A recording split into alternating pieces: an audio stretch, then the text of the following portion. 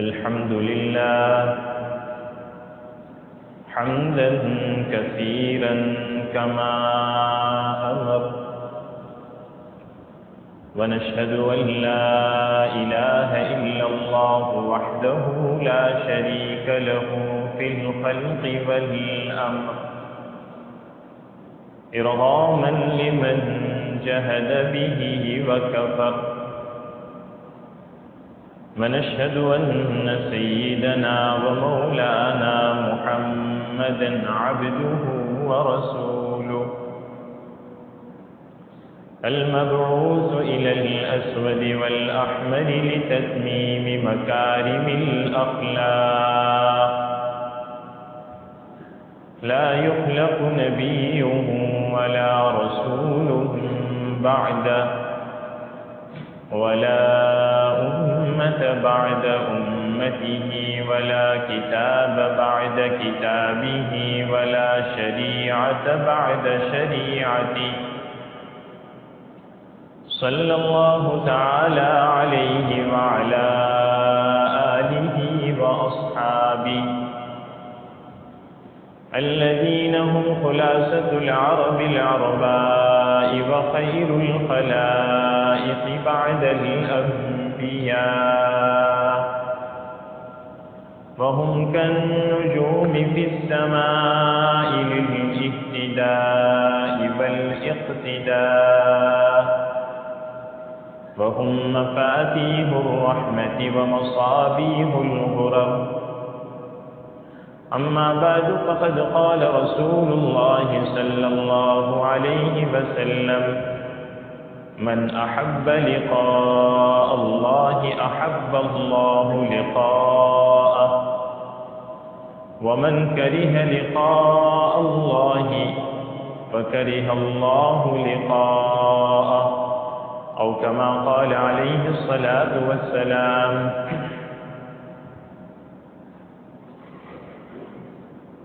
بزرگ اور دوستو،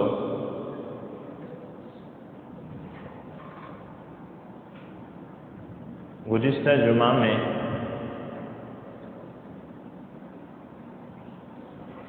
جو آخر میں بات آپ حضرات کے سامنے آئی تھی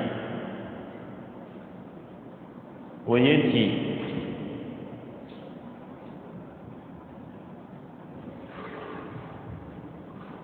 کہ مسلمان اگر بیماری میں مبتلا ہو کر دنیا سے رخصت ہوتا ہے تو اس کے سارے گناہ معاف ہو جاتے ہیں. جو بدن کے اعضاء میں کمزوری آنی شروع ہوتی ہے، ایسے ہی اس کے گناہ جھرنے شروع ہوتے ہیں، اور اچانک اگر موت آتی ہے تو اس کو شہید کا درجہ دیا جاتا ہے. یعنی دنیا میں تو اس پر شہید کے احکام جاری نہیں ہوں گے، لیکن آخرت میں اجر و ثواب کے اعتبار سے اس کو شہادت کا مرتبہ ملتا ہے.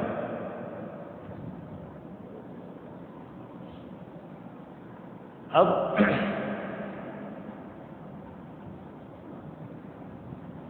ایک حدیث میں نے ابھی آپ حضرات کے سامنے تلاوت کی، جس میں نبی کریم صلی اللہ علیہ وسلم ارشاد فرماتے ہیں کہ جو شخص اللہ سے محبت کو، اللہ سے ملاقات کو پسند کرتا ہے، اللہ تعالیٰ بھی اس سے ملاقات کو پسند کرتے ہیں. تھوڑا سا اور جو شخص اللہ سے ملاقات کو ناپسند کرتا ہے، اللہ تعالیٰ بھی اس سے ملاقات کو ناپسند کرتے ہیں.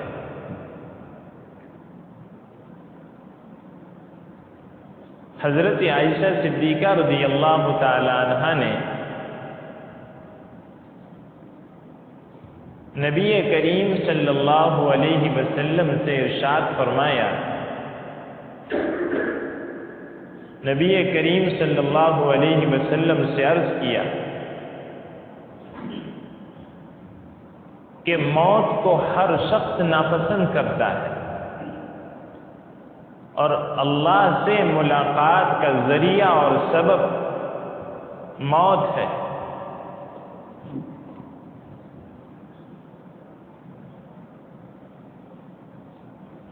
لہذا پتہ یہ چلا کہ وہ شخص اللہ سے ملاقات کو ناپسند کرتا ہے،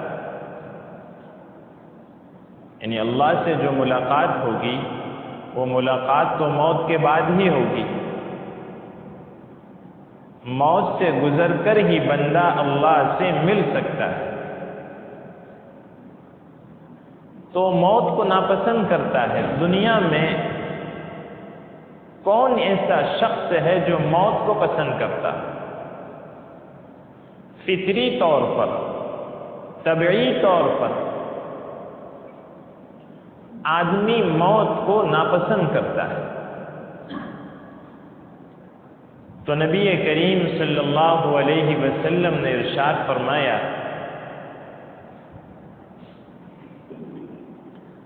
کہ جب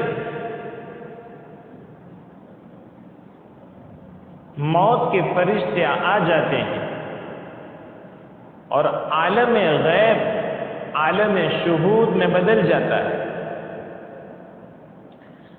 فرشتے نظر آنا شروع ہو جاتے ہیں، تو اس وقت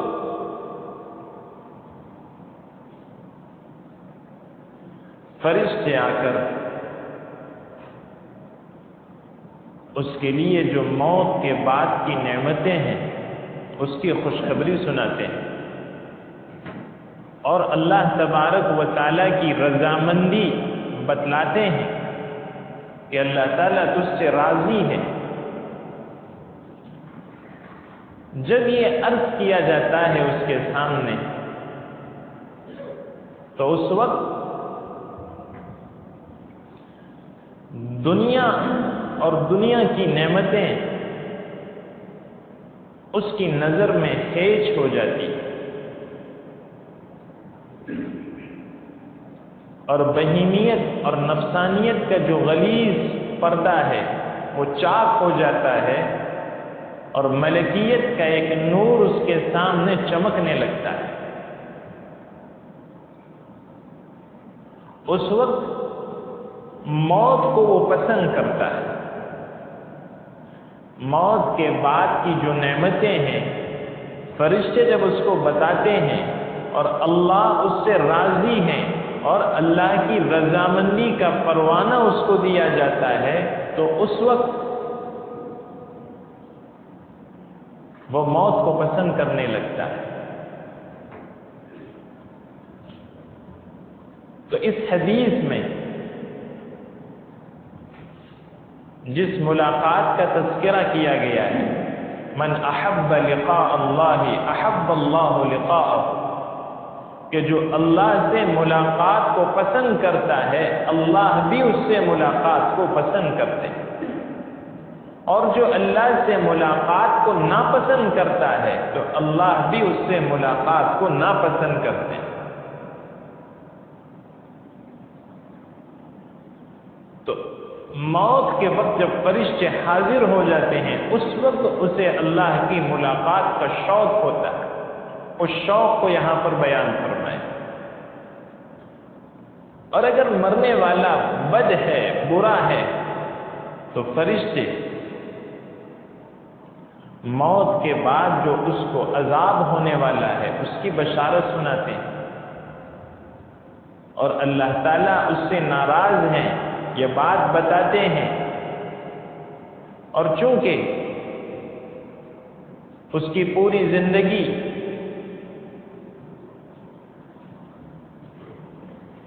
دنیا کے مشغلوں میں گزری ہے، بہیمیت کا غلیظ پردہ اس کے اوپر چڑھا ہوا ہے،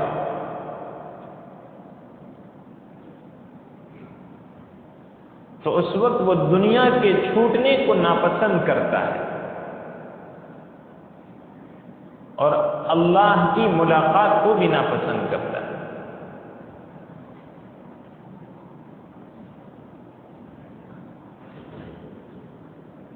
قرآن کریم میں اللہ تعالیٰ ارشاد فرماتے ہیں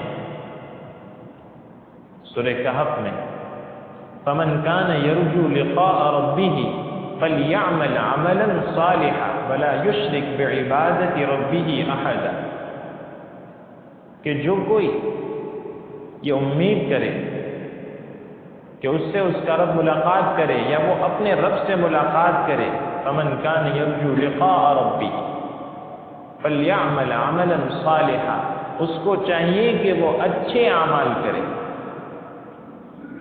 اور اپنے پروردگار کی عبادت میں کسی کو شریک نہ کرے۔ اور سورہ عنکبوت میں فرمایا، لمن کان یرجو اللہ والیوم الآخر، اور ایک جگہ ارشاد فرمایا، فمن کان یرجو لقاء اللہ۔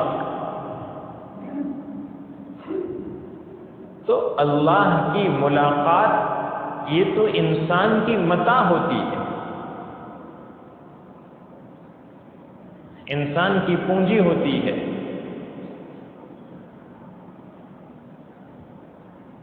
حدیث میں نبی کریم صلی اللہ علیہ وسلم نے اللہ کی ملاقات کی پسندیدگی کو موت کے فرشتوں کے آنے کے بعد ذکر فرمائے، لیکن قرآن یہ کہتا ہے کہ جو اللہ سے ملاقات کو پسند کرے تو اس کو چاہیے کہ وہ نیک عمل کرے۔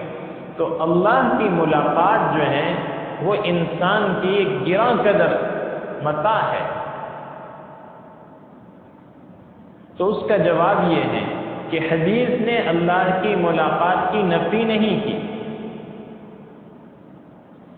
انسان دنیا میں اللہ سے ملاقات کا شوق رکھتا ہے لیکن موت کو ناپسند کرتا ہے۔ جس طریقے سے اسکول میں پڑھنے والا بچہ شروع سال سے ہی امتحان کی تیاری کرتا ہے، وہ اس کو یاد کرتا ہے، زبانی کرتا ہے، لیکن اس کے دل میں امتحان کا خوف بیٹھا ہوا ہے، وہ امتحان سے ڈرتا ہے لیکن اس کی تیاری کر رہا ہے۔ تو اس کی تیاری کرنا یہ اس بات کی علامت ہے کہ وہ امتحان سے ملاقات کے لیے تیار ہے، لیکن طبعی طور پر، فطری طور پر اس سے امتحان سے خوف ہوتا ہے۔ اس کی دوسری مثال، ایک آدمی بیمار ہے، ماہر سرجن نے بتایا کہ سرجری کرنی پڑے گی، تو جن پیسوں کو اس نے پسینہ گرا کر بہا کر کمایا وہی پیسہ سرجن کو دے گا اور اپنی سرجری کروائے گا۔ تو سرجری سے اسے خوف ہے لیکن پھر بھی سرجری کرا رہا ہے، اس لیے کہ اسے امید ہے کہ شفا ملے گی۔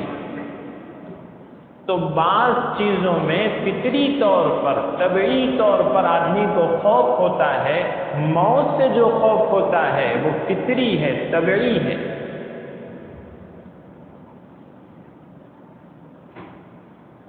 سیدنا موسیٰ علیہ السلام اژدہے کو دیکھ کر بھاگے تھے۔ اللہ تعالیٰ نے ارشاد فرمایا، موسیٰ تیرے داہنے ہاتھ میں کیا ہے؟ تو کہا یہ عصا ہے، اس سے تیگ لگاتا ہوں، اپنی بکریوں پر پتے جھاڑتا ہوں، اور بھی میرے اس میں کام ہے۔ تو اللہ تعالیٰ نے کہا کہ اس کو ڈالو زمین پر۔ موسیٰ علیہ السلام نے وہ عصا زمین پر ڈالا تو اژدہا بن گیا۔ تو موسیٰ علیہ السلام کو ایسا اژدہے سے خوف ہوا کہ قرآن میں ہے کہ بھاگنے لگے اور پیچھے مڑ کر بھی نہیں دیکھے۔ تو طبعی خوف نبیوں میں بھی پایا جاتا ہے۔ اس کی ایک مثال، آج سے چند سال پہلے دارالعلوم کنتھاریہ میں سالانہ جلسہ تھا، جلسہ ختم ہو گیا تو جلسے کے بعد دارالقرآن کی گیلری میں میرے ایک دوست کے ساتھ کھڑا تھا۔ اچانک تیز بارش شروع ہو گئی اور زور سے بجلی کڑکنے لگی، بادل گرجنے لگے. زور سے بادل گرجتے ہیں تو آدمی کو طبیعی خوف ہوتا ہے، ڈر جاتا ہے. تو ہم ذرا پیچھے ہٹ گئے.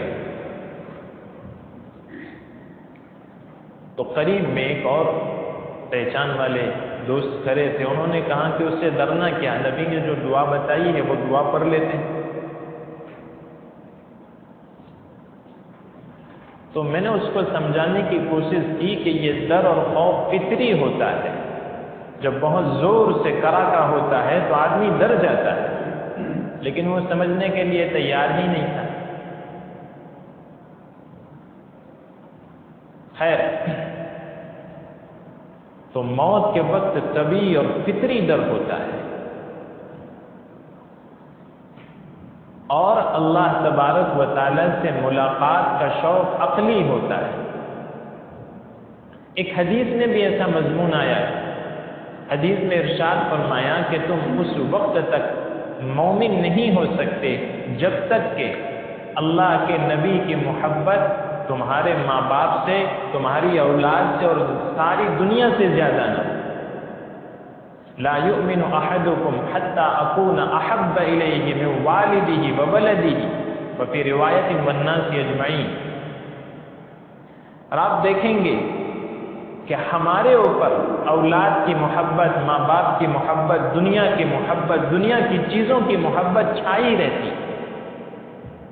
تو یہ اولاد سے، ماں باپ سے، دنیا سے یا دنیا کی چیزوں سے جو محبت ہوتی ہے وہ فطری ہوتی ہے. انسان کی فطرت میں یہ چیز رکھ دی گئی.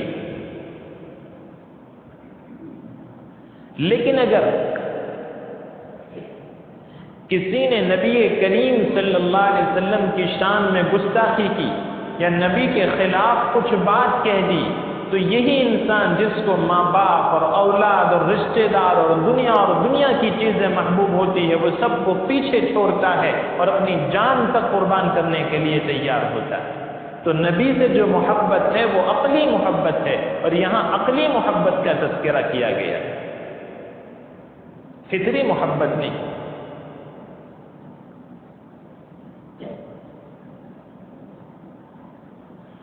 اب آگے جو مسئلہ ہے وہ یہ ہے کہ ایک آدمی موت کے دہانے پر کھڑا ہے. حضور صلی اللہ علیہ وسلم نے حدیث میں ارشاد فرمایا کہ ایسے شخص کے پاس کلمہ طیبہ کی تلقین کرو. اور تلقین کیا ہے؟ ایک آدمی معتدل آواز سے، یعنی اتنے زور سے کہ میت سن لے، بہت زور زور سے کلمہ نہیں پڑھنا ہے. اور میت کو یہ نہیں کہنا، یعنی مرنے والا جو بیمار ہے، ابھی میت نہیں ہوا ہے، جو مر رہا ہے، اس کو یہ نہیں کہنا ہے کہ تو کلمہ پڑھ. جو موت کے دہانے کھڑا ہے اس کو یہ نہیں کہنا ہے، تو اس کے پاس تھوڑے سے جہر کے ساتھ معتدل آواز سے کلمہ پڑھنا ہے تاکہ وہ اللہ کی طرف متوجہ ہو جائے. اور اگر وہ اس وقت بول سکتا ہے تو زبان سے کلمہ طیبہ پڑھ لے. یہ بات یاد رکھیے، حدیث میں آتا ہے کہ جس کا آخری کلام لا الہ الا اللہ ہو وہ سیدھا جنت میں جائے گا. اس کا مفہوم کیا ہے؟ اس کا مفہوم یہ نہیں ہے کہ وہی آدمی جنت میں جائے گا جو آخری وقت میں کلمہ پڑھے گا. یہاں عقیدہ بیان فرمایا گیا ہے کہ جس کا عقیدہ یہ ہو کہ اللہ کے سوا کوئی معبود نہیں، اس کی زبان نہیں چلتی. بعض مواقع ایسے ہوتے ہیں کہ آدمی بولنے تک قادر نہیں ہوتا، یا اس کو بولنے تک کا موقع نہیں ملتا، پڑھنے تک کا موقع نہیں ملتا. تو یہاں پر عقیدہ بیان کیا گیا ہے کہ اگر وہ دنیا سے اس عقیدے کے ساتھ گیا کہ اللہ کے سوا کوئی معبود نہیں ہے تو وہ جنت میں جائے. یہ عقیدہ بیان کیا گیا. تو یہ حکم دیا گیا نبی کریم صلی اللہ علیہ وسلم نے ہمیں کہ جب مرنے والا مر رہا ہو اور تمہیں پتہ چل جائے کہ اب اس کی آخری حالت ہے تو اس کے قریب کلمہ طیبہ پڑھو تاکہ وہ اللہ کی طرف متوجہ ہو جائے. وہ اللہ کے ذکر کے ساتھ آخری وقت تک مشغول رہے، اس لیے کلمہ طیبہ اس کے پاس بیٹھ کر پڑھنے کو کہا گیا ہے، اور اس کے پاس بیٹھ کر پڑھنا یہی جو ہے کلمہ کی تلقین ہے۔ اور ایک حدیث میں ارشاد فرمایا کہ اس کے پاس سورہ یاسین پڑھو۔ سورہ یاسین کے پڑھنے کا حکم کیوں دیا؟ اس لیے کہ سورہ یاسین معتدل سورت ہے، بہت لمبی نہیں، بہت چھوٹی نہیں۔ سورہ بقرہ پڑھی جائے تو 2.5 پاروں کی سورت ہے، سورہ اخلاص پڑھی جائے تو 1 منٹ میں ختم ہو جائے۔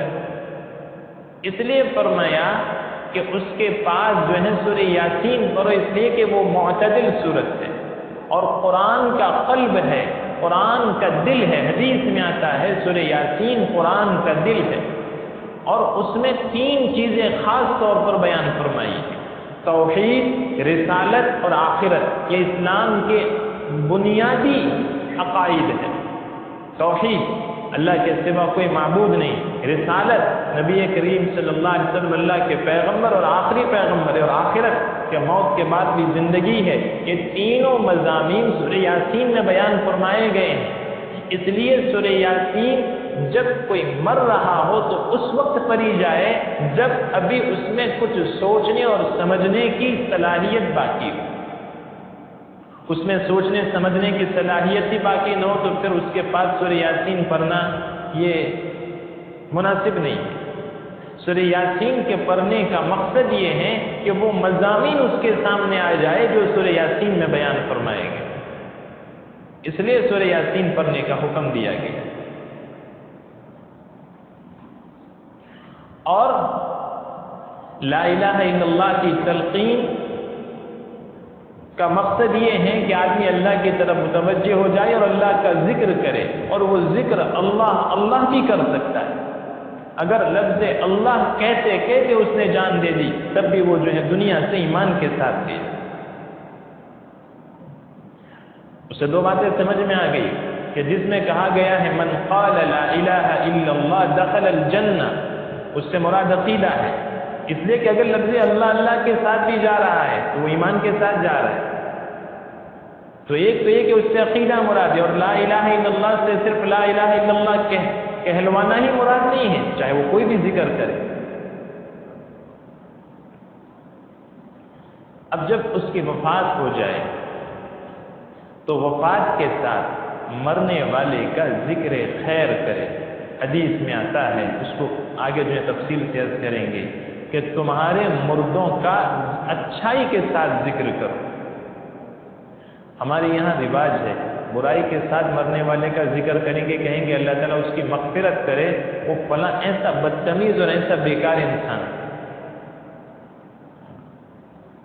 اس لیے حدیث میں یہ بات ارشاد فرمائی کہ مرنے والوں کو گالی نہ دو، اس لیے کہ اس مرنے والے کو گالی دینے کی وجہ سے زندوں کو تکلیف ہوتی ہے۔ وہ تو اس مقام پر پہنچ چکا ہے جہاں اس نے جو کچھ کیا ہے اللہ تعالیٰ اس کے ساتھ اس کا معاملہ کر لیں گے۔ اس لیے مرنے والوں کا ذکر جو ہے خیر کے ساتھ، بھلائی کے ساتھ کرو، برائی کے ساتھ ان کا ذکر نہ کرو۔ اب بات آتی ہے اس کی تجہیز و تکفین کی، یہ بہت اہم مسائل۔ جب آدمی مر جائے تو سب سے پہلے یہ فکر کرنی چاہیے کہ جتنا جلدی ہو سکے اس کو دفن کیا جائے، اور سب سے پہلے جو چیز سامنے آئے گی وہ ہے کہ اس کو غسل دینا ہے۔ نبی کریم صلی اللہ علیہ وسلم کی صاحبزادی حضرت زینب رضی اللہ عنہا کا انتقال ہوا تو حضور صلی اللہ علیہ وسلم نے ان عورتوں کو خطاب فرمایا جو غسل دینے کے لیے جمع ہوئی، اور یہ ارشاد فرمایا کہ بیری کے پتوں میں ابلے ہوئے پانی کے ساتھ ان کو غسل دیا جائے، اور غسل میں اعضاء داہنی طرف سے شروع کیا جائے اور اعضائے وضو کو بھی دھویا جائے۔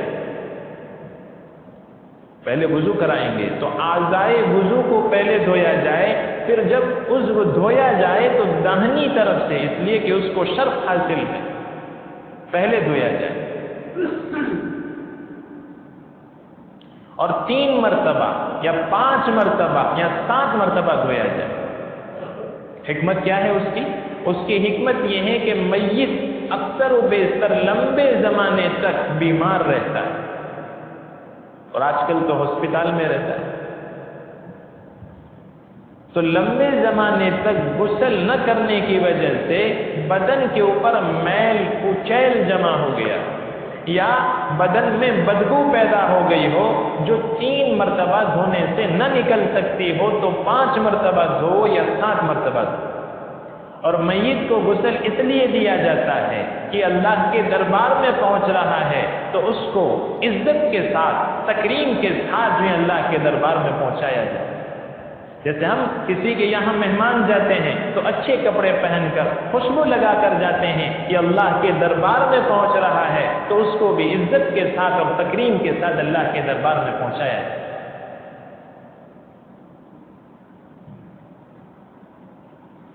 تو غسل میں 2 چیزیں ہو گئی، ایک تو بیری کے پتوں میں جو ابلا ہوا پانی،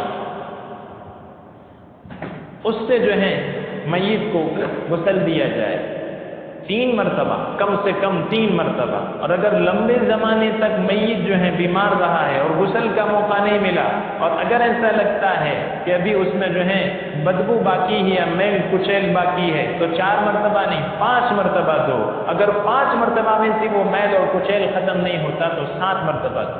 اور پھر اخیر میں حضور نے ارشاد فرمایا کہ آخری مرتبہ پانی میں کافور ملاؤ، آخری مرتبہ پانی میں کافور ملاؤ۔ اس کی حکمت کیا بیان فرمائی؟ کافور ایک ایسی سستی خوشبو ہے کہ لمبے زمانے تک جس چیز کو کافور کے ساتھ رکھا جاتا ہے اس میں تغیر نہیں ہوتا، حفاظت ہوتی ہے اس کی، اس لیے تو کتابوں میں اور کپڑوں میں کافور کی گولیاں رکھی جاتی ہیں۔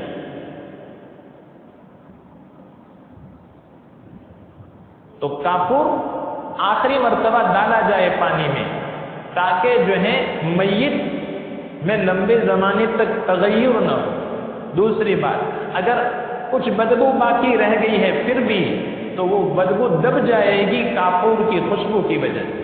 تیسری حکمت، جب قبر میں میت کو رکھ دیا جائے گا تو موذی جانور اس تک نہیں پہنچیں گے، اور یہ سستی خوشبو ہے، مہنگی بھی نہیں۔ اس کے بعد آتی ہے باری کفن کی، غسل ہو گیا اب کفن دینا ہے۔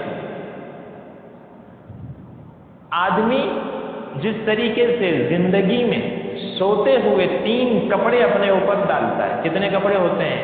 ایک تو پائجامہ پہنتا ہے، ایک بنیان ہوتا ہے، اور جب سوتے وقت وہ اپنے اوپر لحاف یا چادر ڈال لیتا ہے، تو کتنے کپڑے ہوتے ہیں؟ 3 کپڑے ہوتے ہیں۔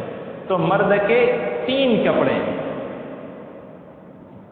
قمیص، ازار اور تہبند، پھر وہ دوپٹہ اور چھاتی بند، وہ جو ہے عورت میں آئے گا۔ تو 3 کپڑے ہیں، یہ سنت ہے۔ اگر کسی جگہ پر کفن دستیاب نہیں ہے تو ایک کپڑے میں بھی کفن دیا جا سکتا ہے، صرف یاد رکھو۔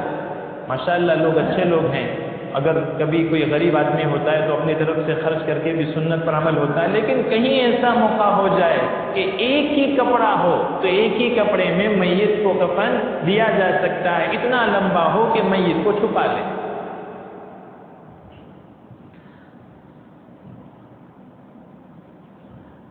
عورت ہوگی تو چونکہ عورت 5 کپڑے پہنتی، اور اعتبار کس کا ہوگا؟ جب سو رہی ہوتی ہے اس کا بھی اعتبار ہوگا۔ تو سوتے وقت 3 کپڑے ہوتے ہیں، دوپٹہ بھی سر پر ہوتا ہے، اور اب تو رواج نکل گیا، پہلے سینے پر سینہ بند ڈالا جاتا تھا جس سے سینے کا ابھار اس کا لوگوں کو پتہ نہ چلے۔ تو یہ 5 کپڑے ہوئے، ان 5 کپڑوں میں عورت کو کفنایا جائے گا۔ کفن تو وہی 3 کپڑے ہیں جو مرد میں ہیں، لیکن 2 کپڑے زیادہ ہیں عورت ہونے کی وجہ سے۔ پھر کفن میں اعتدال کا خیال رکھا جائے، بہت زیادہ مہنگا کفن خرید کے نہ لائے، کیونکہ یہ سب گل سرنے والی چیزیں، میت بھی گل سر جائے گی، کفن بھی گل سر جائے گا۔ اور استطاعت ہونے کے باوجود بہت ہلکا اور پھٹا ہوا کپڑا لے کر بھی نہ آئے، اس کا خیال رکھا جائے۔ اس کو انشاءاللہ آئندہ اور وضاحت کے ساتھ سمجھائیں گے۔ اللہ تعالی ہم تمام کو کہنے سننے سے زیادہ عمل کرنے کی توفیق عطا فرمائے۔ آمین۔ وآخر دعوانا الحمدللہ رب العالمین۔